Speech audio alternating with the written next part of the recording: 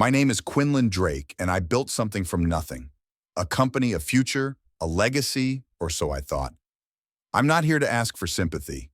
I'm here to tell you how everything I built was almost stolen from me by the two people I trusted most, my wife and my business partner, and how I turned the tables in a way they never saw coming. But let me back up. When you're building a startup, trust feels like oxygen. You can't make it without it. And for years, I trusted Everett Cole with my company and trusted my wife, Marissa, with my heart. Together, they nearly suffocated me. It started as any other Thursday. The hum of servers, the faint aroma of burnt coffee, the buzz of restless ambition. Drake Systems was nearing the final phase of launching our proprietary platform, a project 3 years in the making. My fingerprints were on every line of code, every design decision. But the board? They were restless. Investors wanted faster returns, shinier pitches. Everett kept promising them things I knew we weren't ready to deliver. Everett always had that polished charm, the MBA lingo, the tailored suits, the way he could walk into a room and bend a conversation like he owned it. I was the builder. He was the face. We made it work. At least I thought we did. That morning, something felt off. Everett called an unscheduled meeting with the board. Just routine, he said, but I knew better. I sat at the edge of that mahogany table, watching them sidelong as Everett clicked through a sleek PowerPoint, one I hadn't approved. Drake Systems is positioned for a strategic pivot, he announced, his smile too tight, too rehearsed, with new leadership focused on scalability. Scalability, that word again. New leadership? I asked, my voice steady, though my hands clenched beneath the table. Everett's smile widened like a blade. We appreciate everything you've done, Quinlan, but to move forward, we need a fresh perspective. I sat frozen as the words sank in, replaced, in my own company. Effective immediately, Everett added, sliding a stack of papers toward me. Severance, non-compete agreements, formal, clinical. Marissa wasn't there.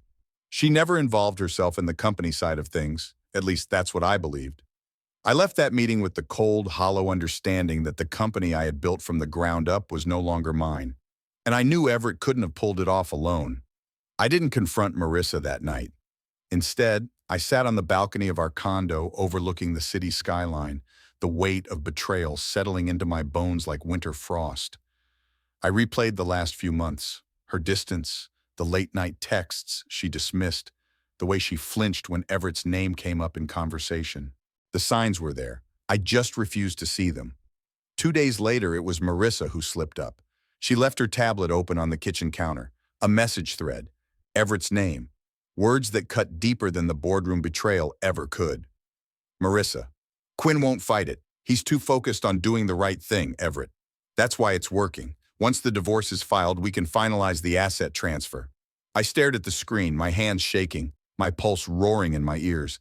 This wasn't just business, this was personal. They were planning to gut me completely. But here's the thing about me, about any builder, really. We don't panic, we plan. Have you ever trusted someone so completely, only to realize they were playing a different game behind your back? I'd love to hear how you handled it, or if you're still figuring it out. The morning after betrayal has a weight to it, a strange, heavy quiet that settles in the bones. I woke to that silence, Marissa's soft breathing beside me, her hand resting lightly against my chest like nothing had shattered, like I hadn't read every word of her deceit the night before. I lay still, staring at the ceiling, cataloging every crack in the plaster, every shadow shifting with the rising sun. It's a strange thing watching the life you built tilt off its axis while the world outside moves on as if nothing's changed. She stirred, pressing a kiss to my shoulder before sliding out of bed. "I'll make coffee," she murmured, her voice warm, familiar. I stayed in bed, listening to the clink of mugs, the hum of the coffee machine, ordinary sounds that felt foreign now. In those moments, I realized I couldn't confront her. Not yet. Anger would burn too fast. I needed something colder, something sharper. I rose, washed, dressed. Moving like muscle memory was the only thing holding me upright. By the time I stepped into the kitchen, Marissa was already scrolling through her phone, sipping coffee like she hadn't just helped plot the end of my world. She looked up, smiled. "You're up early." "Couldn't sleep." I kept my tone even, masking the storm beneath. She stepped closer, brushed a stray hair from my forehead. "You've been working too hard, Quinn. Maybe this shakeup with Everett is what you need. Some space, some rest." The audacity of her playing concerned wife twisted something deep inside me, but I smiled back, nodding like I agreed. I took the coffee from her hand, my fingers brushing hers, and sipped slowly. Maybe you're right. I spent the rest of the day in my home office, door locked, not working, planning. Opening my private files, I pulled up the legal contracts, the ones from the early days of Drake Systems when Everett and I were just two guys with big ideas and an even bigger chip on our shoulders. I had insisted on including a clause. The proprietary architecture and code base of the core system remained the intellectual property of Quinlan Drake, unless explicitly transferred by written agreement. Everett, eager and naive back then, signed without blinking. It wasn't about mistrust, it was about control. I'd built that system from the ground up. No matter how many investors came and went, the bones of the operation were mine. And those bones were about to become my leverage. Later that afternoon, my phone buzzed. Everett. I stared at the screen, let it ring twice before answering. Everett. Quinn, glad I caught you. His voice was smoother than it had a right to be. Look, I know things have gotten complicated, but let's not make this harder than it has to be. I leaned back in my chair, staring out at the lake beyond my window. Harder for who? A pause. For all of us. The investors, the staff, you stepping away quietly, keeping the press out of this. It's best for everyone. You mean best for you? I didn't raise my voice, just let the words settle between us. Everett cleared his throat.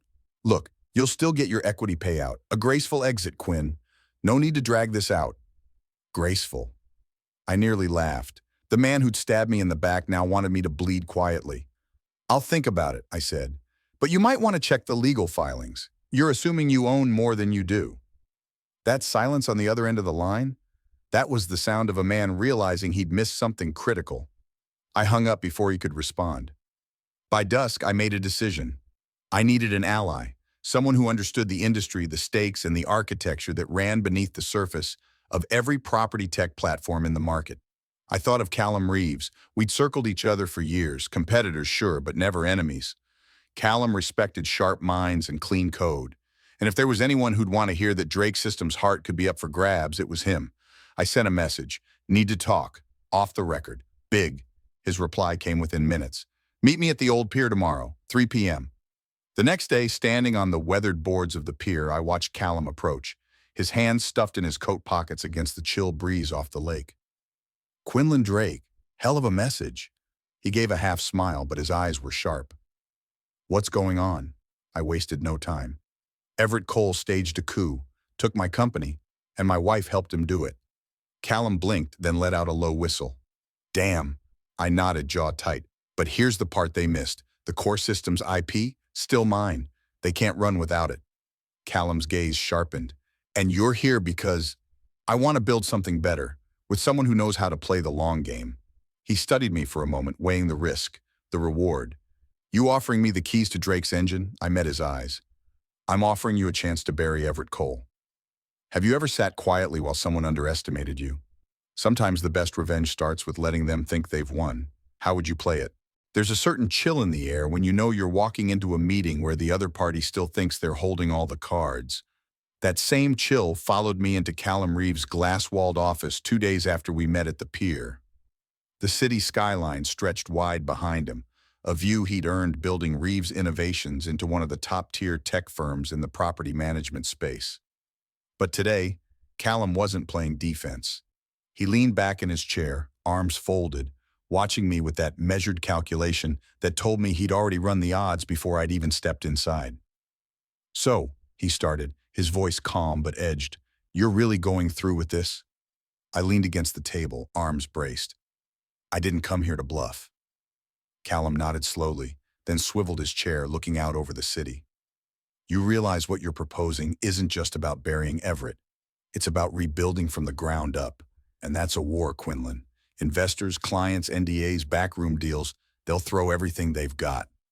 I'm counting on it, I said, voice steady. Callum turned back, the corner of his mouth twitching up in the barest smile. Good, because if we're doing this, I'm not interested in playing small. I handed him a flash drive across the table. The core architecture, my architecture, the heart of Drake Systems. He raised an eyebrow, weighing it in his hand like it was something far heavier than it looked. Everett's got the staff, the marketing machine, the connections. But he doesn't have this, I said. And without this, All he's selling is smoke. Callum plugged in the drive, eyes scanning the lines of code that lit up the screen. His expression shifted from curiosity to something sharper, more serious. "This is clean," he muttered, scrolling faster. "Tighter than I expected." I crossed my arms. "I didn't build it for easy replication. I built it to last." He leaned back again, the wheels turning behind his eyes. "And Everett? He thinks he's running the ship without this?" I nodded once. "For now." Callum closed the laptop and steepled his fingers. "All right, I'll back you. But we do this my way. Quiet, strategic. We don't just want to compete. We want to undercut him before he knows he's bleeding." The next move wasn't a boardroom battle. It was something slower, more surgical. I spent days mapping out the infrastructure with Callum's lead engineers, adapting my system to integrate seamlessly into Reeves' innovations without tripping any legal wires. I rewrote sections of the core code, enough to protect against accusations of theft, but keeping the integrity of the original design. At night, though, that was when the cracks showed. I'd sit in my apartment, the place Marissa and I had shared, staring at the half-empty bookshelves, the silent spaces where her presence used to be. I thought about her face when she kissed my cheek every morning, the little lies layered beneath her smile, and yet there was no catharsis in anger, just a cold, steady resolve. One evening, Callum called. "You need to see this." I met him at a private lounge downtown, where he slid a thin envelope across the table. Inside were pages of investor briefings from Drake Systems, leaked through one of his contacts. Everett was pitching new clients, claiming the system upgrades were fully operational. "He's bluffing," I said. Callum nodded. "But he's close to landing Westbridge Holdings. If they sign, that gives him enough leverage to hold steady, even without your architecture." I leaned back, exhaling slowly. "Then we make sure Westbridge never gets what he's promising." Callum smiled sharp. "Thought you'd say that." A few calls later, I was sitting across from Marcy Kimball, the lead executive at Westbridge Holdings. She'd always been cautious, meticulous about where her company placed its bets. I knew her reputation and she knew mine. "I've worked with Everett for a while," she said, stirring her coffee, eyes on me. "But I've also heard the rumors. You're out. He's moved on." I smiled, leaning in. "Everett's selling you a system he doesn't own. He can't deliver on half of what's in that proposal." Her eyebrow lifted. "You've got proof?" I slid a copy of the IP documentation across the table, my name in bold at the top. "Here's your proof, and here's my offer. You want reliability? You come to me, quietly. We build something better for Westbridge, tailored to your needs." She studied me for a long moment, weighing the risk. "You're playing a dangerous game, Drake." I didn't flinch. "Not as dangerous as betting on Everett. When someone betrays your trust, do you confront them head on, or let the silence do the work until it's too late for them to recover? How would you play it?" The following weeks blurred into a pattern of controlled chaos. Meetings with Callum Reeves, late-night strategy sessions, laying the groundwork for a quiet but lethal return to the tech scene. But beneath the professional armor I wore every day, the cracks ran deep. I couldn't shake the image of Everett standing behind the podium, flashing that rehearsed smile as if he'd built everything himself. And Marissa, her hand on his arm, the perfect accessory. It wasn't just the betrayal that gnawed at me. It was the erasure.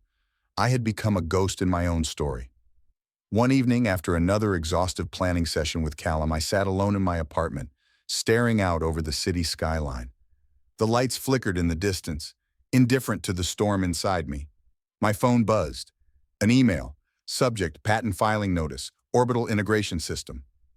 I sat up straighter. This was the core codebase, my codebase, that powered our proprietary data architecture. The one I'd written long before Everett stepped in. The one I'd never signed over. I clicked the attached document, scanning the filing details. Filed under Everett Langford. Inventor Everett Langford. No mention of me.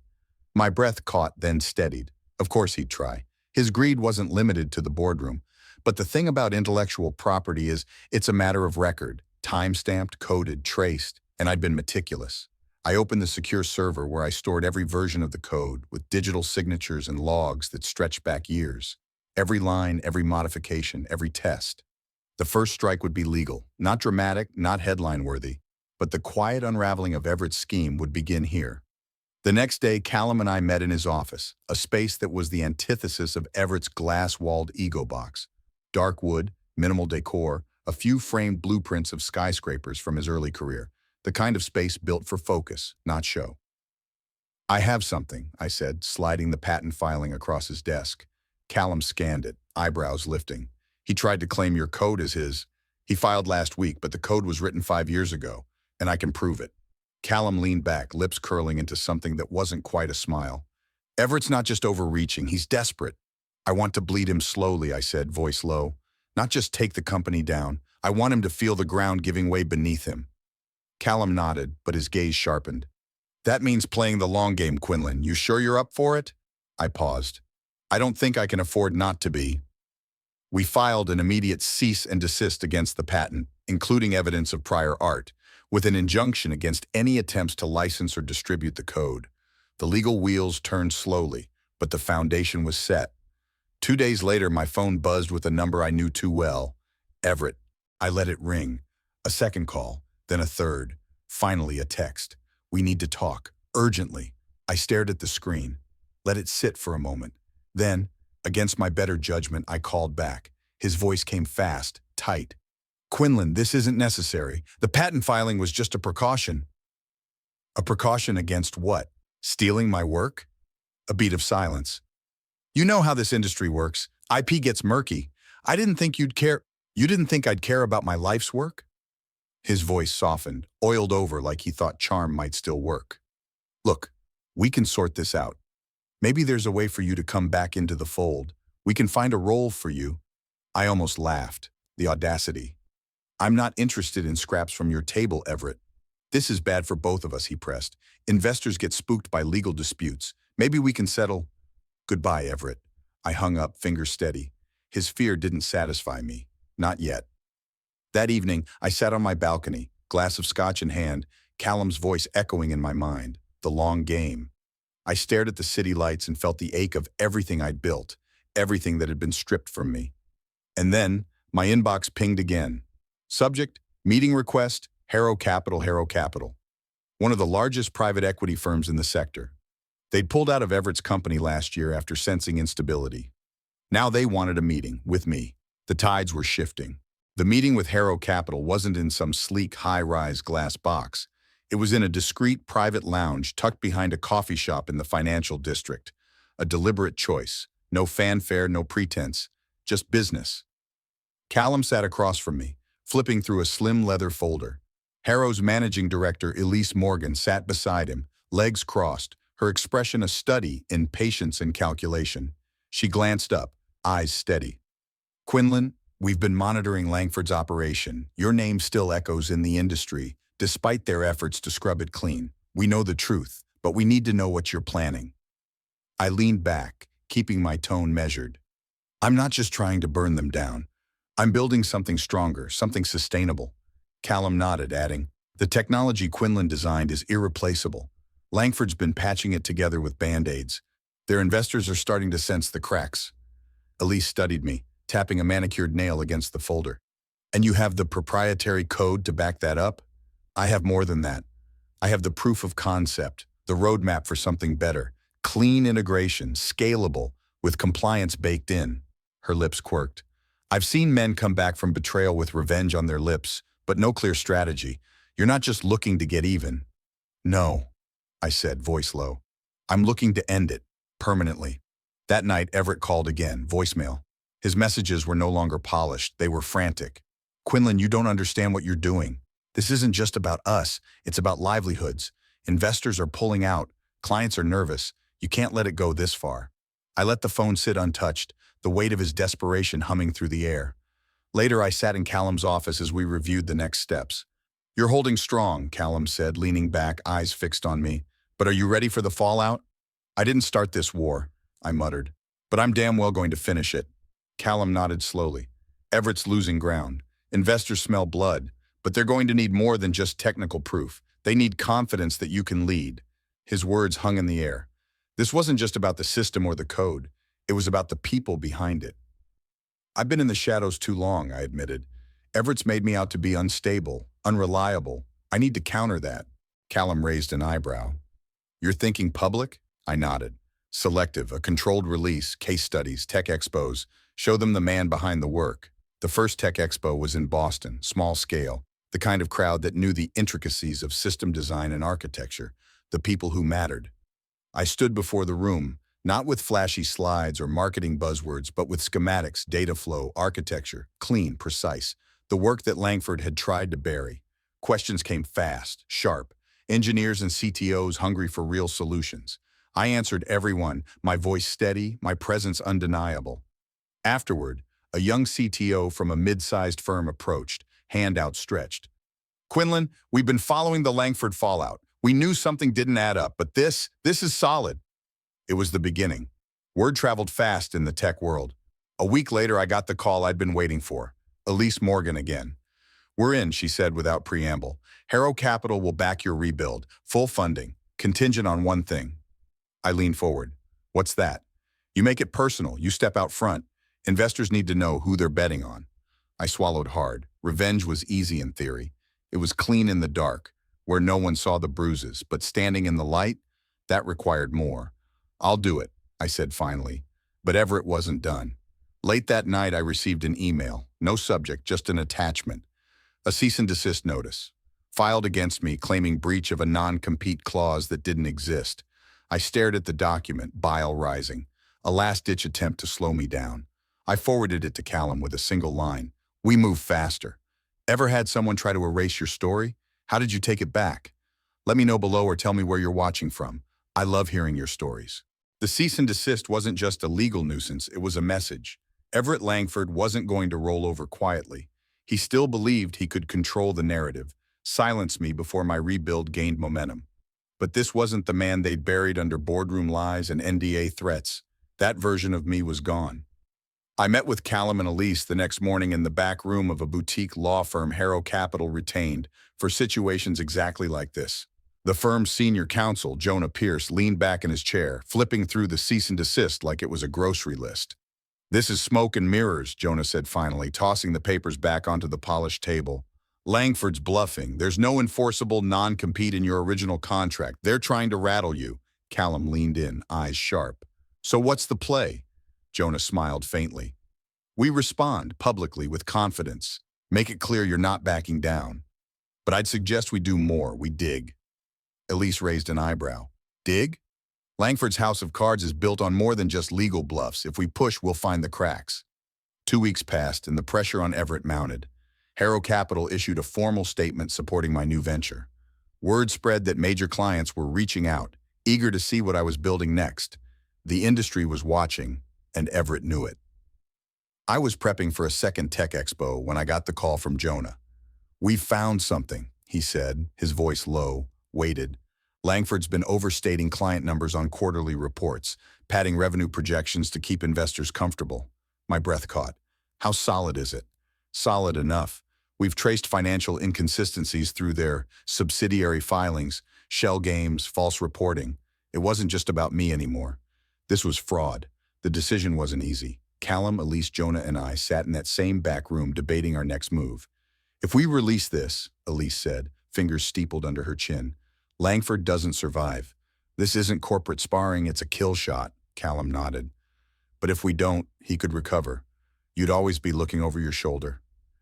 I stared at the documents. Numbers, dates, filings, proof that Everett had been willing to burn down the company to keep up the illusion of success. It's not just about revenge anymore, I said quietly. It's about accountability. Jonah folded his arms. Then we make it public. The exposé broke through an independent tech outlet known for pulling no punches. They ran with the headline, Langford Systems falsifies revenue reports amidst founder feud. The response was immediate. Investors scrambled. Clients demanded answers. Regulatory bodies opened investigations. And Everett? He called. For the first time in months, he called me directly. Not lawyers, not intermediaries, just him. I let it ring twice before picking up. Quinlan, he said, his voice rough, barely holding its composure. What the hell are you doing? I'm holding you accountable. You're going to destroy everything we built. No, Everett, you did that when you thought you could cut corners and lie your way out. There was a beat of silence. Then his voice dropped into something darker, colder. I'll ruin you before I let you take me down. I laughed, the sound surprising even myself. You already tried, remember? That's why you're calling me now. Langford Systems crumbled faster than anyone expected. Major clients pulled out, investors filed lawsuits, Everett's carefully curated empire dissolved in public view.